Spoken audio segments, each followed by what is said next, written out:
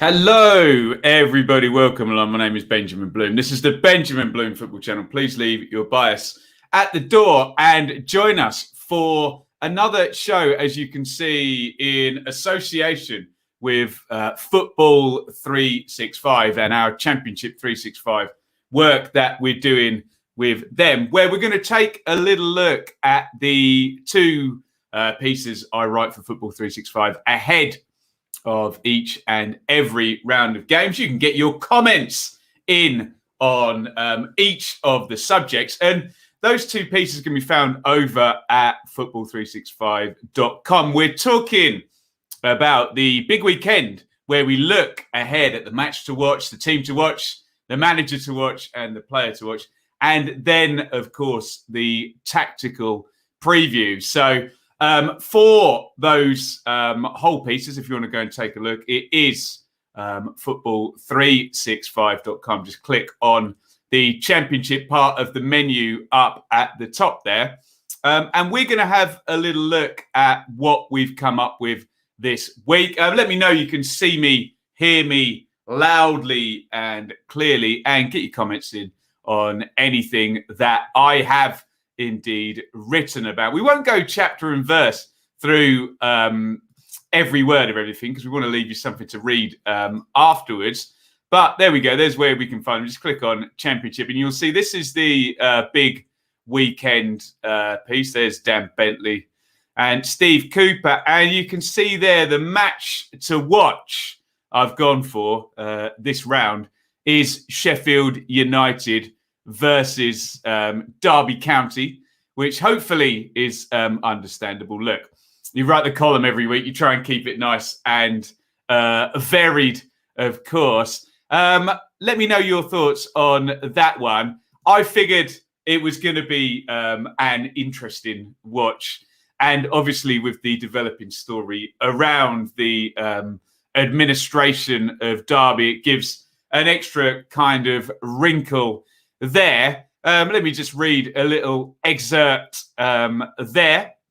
With all of that being said, the on-pitch effort from Derby the day after the news broke was pretty strong. The win at Stoke, obviously, and frankly has been all season. The Rams beat Stoke 2-1, and whilst Potters fans would point to the goals comprising an unpreventable worldie from Max Bird and a highly preventable error from Joe Bursick, who would begrudge Derby fans some joy. So maybe we're going into the facts versus emotions sphere with that one. But the siege mentality that's building at Derby might be something that they can kind of lean into in terms of going forward with this administration. It's certainly not going to be an easy time at Derby, but Sheffield United, Ryan said it best, I think, on the Championship 365 show.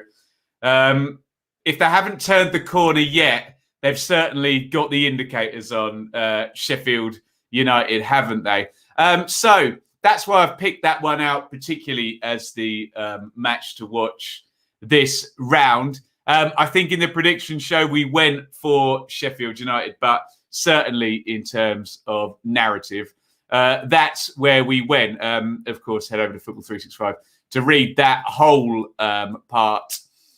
Team to watch, I went for Birmingham City this round. And of course, when we go in for our team to watch, it's not necessarily who's the best team, who's the most entertaining team, or what have you. It's all about who's got the kind of interesting story. And I do think that's Birmingham this week, because there's been kind of a change over the past two games, particularly where we went in 2 games ago saying, well, Birmingham have got the best defence in the league. They're very, very hard to play against, indeed. And then 2 games later, they've conceded 7 goals and lost both of the games. Oh, excuse me. Goodness. Oh, and another one. There we go. Let's try and continue talking. 2 games later, they've conceded 7 goals, lost both the games. Trying to integrate Troy Deeney in there as well. We saw a front two of Jutkiewicz and Deeney. And it feels like Lee Bowyer has, stick that one up there. There's always a bless you go. Does have some integration to do. I'll read once again a little snippet of this. The idea of transition at Birmingham is one that won't go away. Lee Bowyer's approach after joining late last season played out like a short-term survival sprint based on intensity and character. Whilst that sprint was completed with Usain Bolt levels of competence, this new season brings a new longer-term challenge as Bowyer embarks on the ultra-marathon that is championship management. There you go. You get some nice metaphors from me over at Football 365, but you understand the point I'm making. It was very much in and sort things out very, very quickly for Bowyer. And now he needs to work towards the longer plan. And it feels like we might see a few changes and a few tweaks now, indeed, with Lee Bowyer and Birmingham. So head over again to Football 365 to see that portion. My manager to watch is a fairly predictable one. I have, of course, gone for Steve Cooper, and he's a debutant manager at Nottingham Forest, but he is not a debutant manager in terms of the Championship, for sure, is he? Let's go to a little excerpt again there. This week, we give a big Championship welcome back to Steve Cooper, as the former Swansea manager was appointed the latest man to try and ride the mechanical bull that is Nottingham Forest. By way of helping us keep the timelines nice and tidy, Cooper left Swansea on July 21st and arrived at Forest exactly 2 months later on September 21st. In Championship terms, he missed just 8 games, having worked the previous 92 rounds, plus both playoff campaigns during his Swansea tenure. So you can see the point I'm attempting to make there. Whilst he is a debutant in Forest terms, he's very, very much part of the furniture in the Championship for the past 2 seasons, past 2 playoff campaigns as well. Be very, very interesting to see how Cooper starts. Remember, his start at Swansea was very much, there was a pre-season and he was able to immediately bring in players that he knew from those days at England. He was under the radar. We didn't know about him. He comes in now, doesn't he, as a known quantity mid-season at a club that's pretty tricky to manage. So it's going to be very, very interesting having eyes on Steve Cooper. There, he's my manager to watch. And player to watch, I went for Dan Bentley of Bristol City. And it's a little bit of a theme with Championship goalkeepers because we've seen a few great performances from them recently. Let me read an excerpt there. We'll read from the middle there. Fortunately for the Goalkeepers Union, the Championship has produced some fine keeping performances in recent times. So I'll try and shine the light a little more here. There was Derby's Keller Roos, who faced long throws, 25 shots, and the kitchen sink during his superb clean sheet away at West Brom. The following night, Barnsley's Brad Collins saved the penalty and then faced a second-half onslaught at Stoke. He left with the man of the match plaudits and his side left with an unlikely point. This past weekend, Dan Bentley of Bristol City took up the goalkeeping superhero role, keeping QPR at bay and setting up the Robins for one of those juicy stoppage time, smash and grab away wins. So we've looked at Dan Bentley in relation to these goalkeepers having sort of superhero performances. And I've gone for him over maybe some other ones we could have chosen in terms of great goalkeeping performances because it's Fulham and because Bristol City have been struggling at home as well. Bentley will very, very much need to be at his absolute best if he's going to stop Mitrovic, Wilson, Cavaliero, Muniz, you name them, all of that brilliant Fulham front line. So that is the Championship big weekend column. The match to watch was Sheffield United Derby. The manager to watch was Steve Cooper. The team to watch was Birmingham. The player to watch was Dan Bentley. If you do go over and have a read of the whole thing, get involved in the comments at the bottom. And look, we're 100% happy. Go and click the happy emoji on Football 365. We've gone into a little bit more detail in the piece about tonight's game, West Brom versus QPR, which will be indeed our watch along on the channel. So I'm really looking forward to this one. And there you go, setting the scene as we get a beautiful Euro Millions advert there over on Football 365.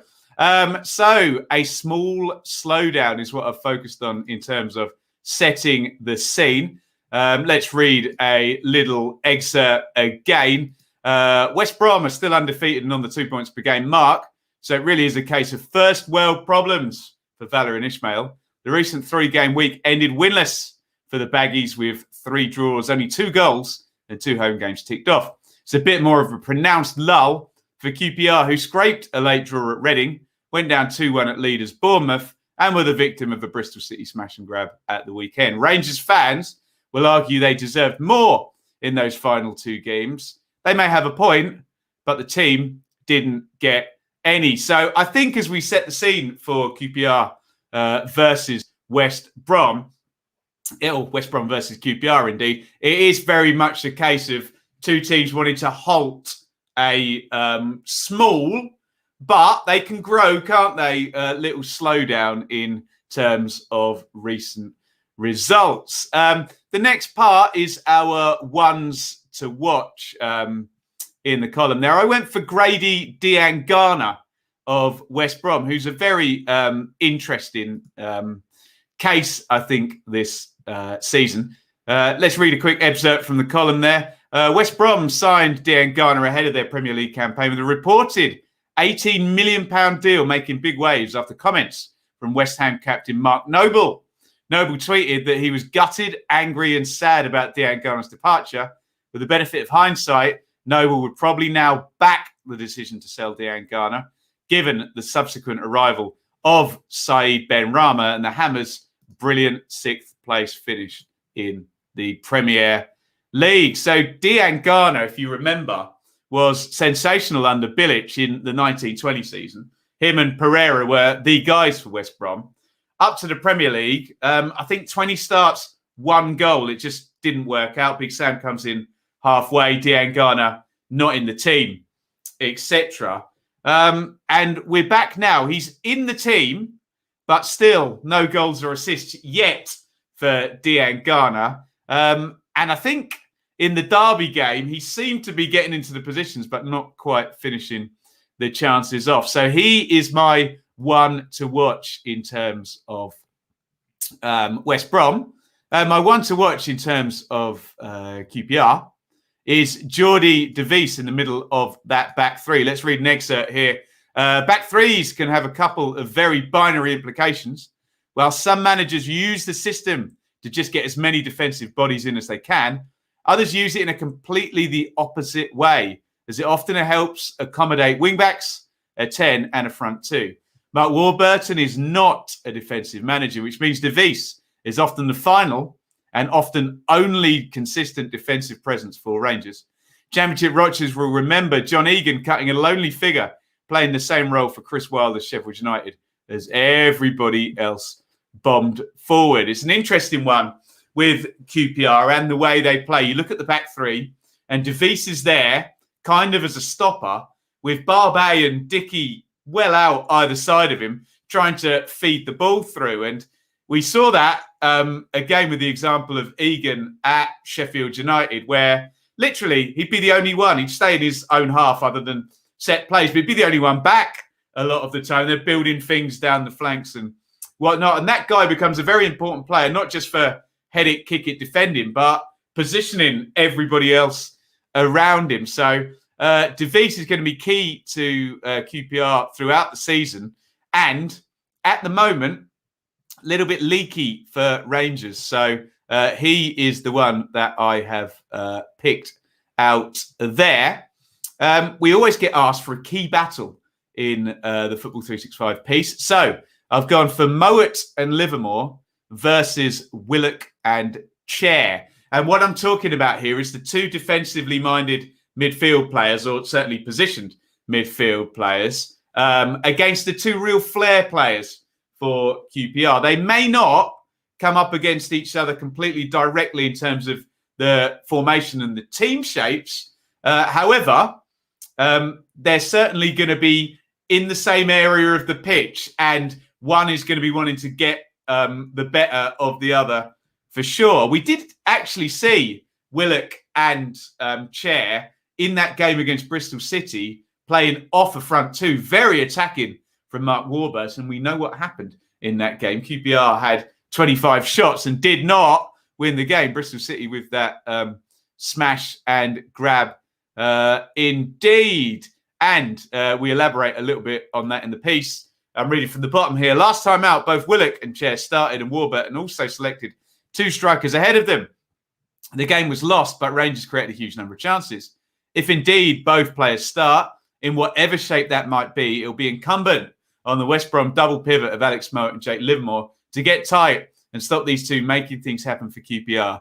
We know Ishmael loves to press and close down the space. If that press is broken, Willock and Chair will certainly have plenty of joy, meaning Mowatt and Livermore will have to pay special attention. And we mentioned in the start of the article as well, this ability of players like Willock and Chair at championship level is a special ability. Lots of players can do it in the Premier League, of that great first touch, receiving the ball on the move, staying on the move, and then picking a pass whilst on the move. Not all attacking midfield players can do that in the Championship.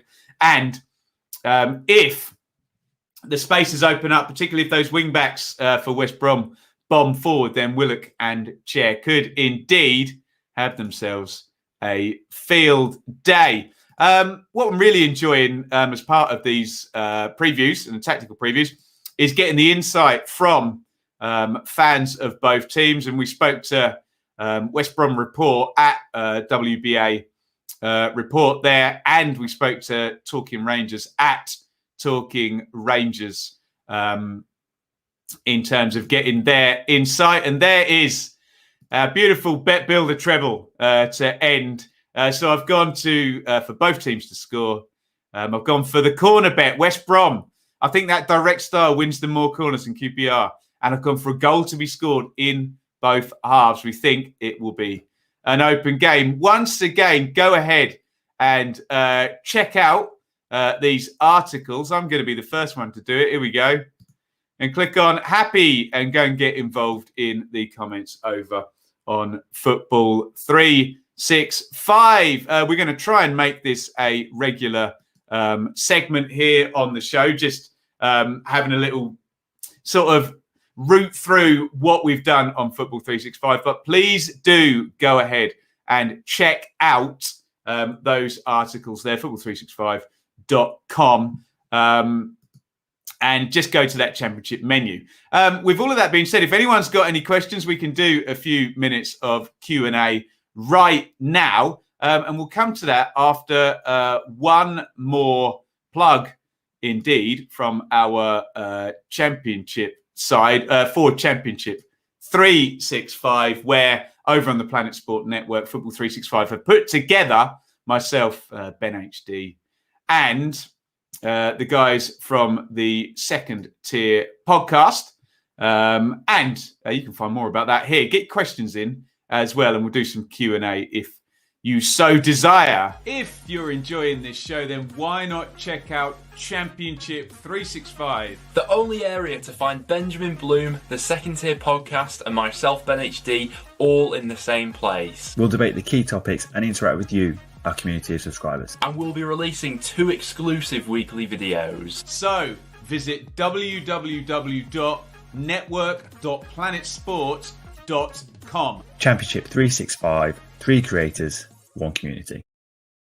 There you go. That's Championship 365. Let me know if you've got any questions here, and we will take them.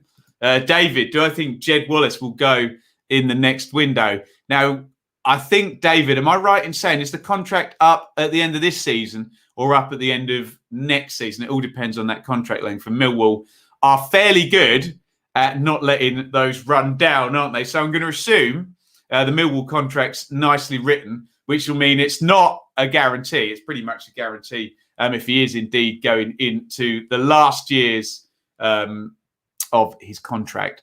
But if he's not, no, I don't think so. David says this season.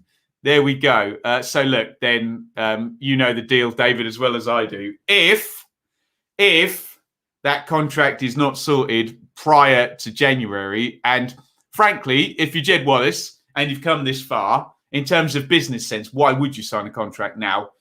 Why not give yourself the window and, you know, put yourself in the best negotiating position as possible? Obviously, okay, that flies in the face, maybe some would say, of club loyalties. Then why would you sign? In which case, then Millwall will expect bids for Jed Wallace. We'll see what the Millwall contract game is like for sure. Cod's Vlogs, there he is. Another show, another loud shirt. Get involved.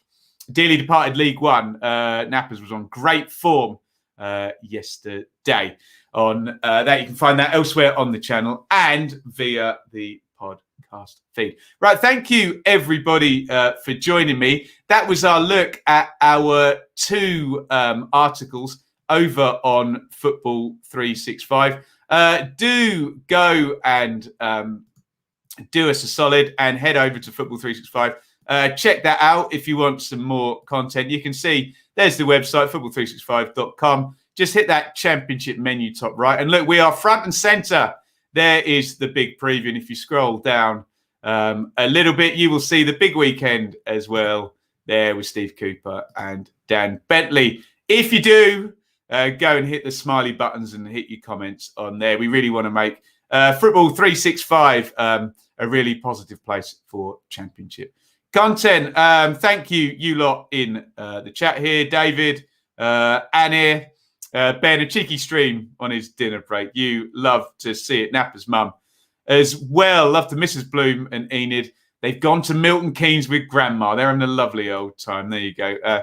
Right, thank you everybody for watching. And it's a lovely big over and out from me. Do head over to Football 365 and check out those articles in full for more lovely metaphors and the like from me. Catch you tonight for the watch along. It's West Brom versus QPR. Can't wait. Over and out, everybody.